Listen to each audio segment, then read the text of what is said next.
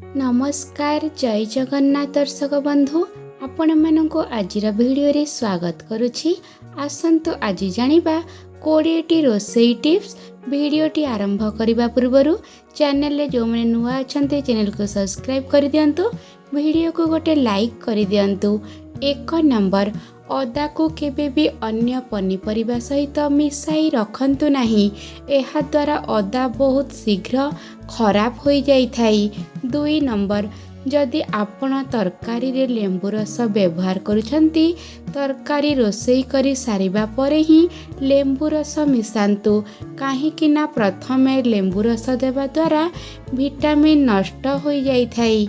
3 number, सबुज पनीपरिबा सिझाइबा समय रे सेथिरे अल्प लूण एवं चीनी मिसांतु, एहा द्वारा पनीपरिबार रंग नेचुरल रही थाए। 4 नंबर, तरकारी रे मसला कसिबा समय रे सेथिरे किछि मीट मसला मिसाई कसंतु, एहा द्वारा तरकारीर स्वाद 2 गुण हो जाई थाए।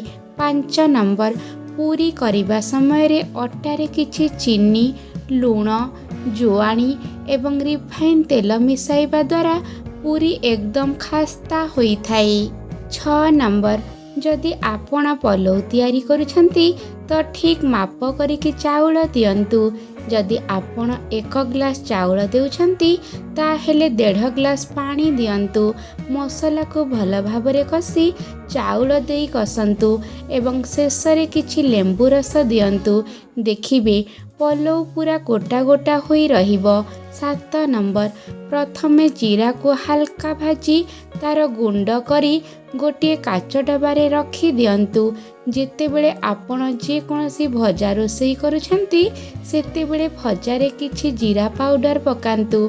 देखिबे भजार स्वाद 2 गुण बढ़ी जिवो। 8 नंबर, जदि आपण खीरी तैयारी करुछंती ताहेले चाउल धोइबा परे चाउल को हल्का ग्राइंडिंग करंतु। मने रखंतु, चाउल को गुंड करंतु नहीं। जेबे आपण खीरी तैयारी करुछंती सेथिरे कस्टर्ड पाउडर मिसांतु। देखिबे खीरीर स्वाद बहुत स्वादिष्ट हेबो।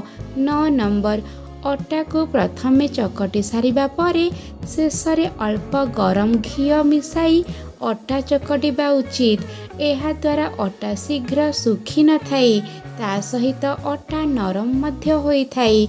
10 नंबर, 1 कप नड़िया पानी रे 2टी ब्रेड एवं 1 कप चीनी मिसाई ग्राइंडिंग करी इडली आणरे देवा द्वारा इडली भल होई थाई।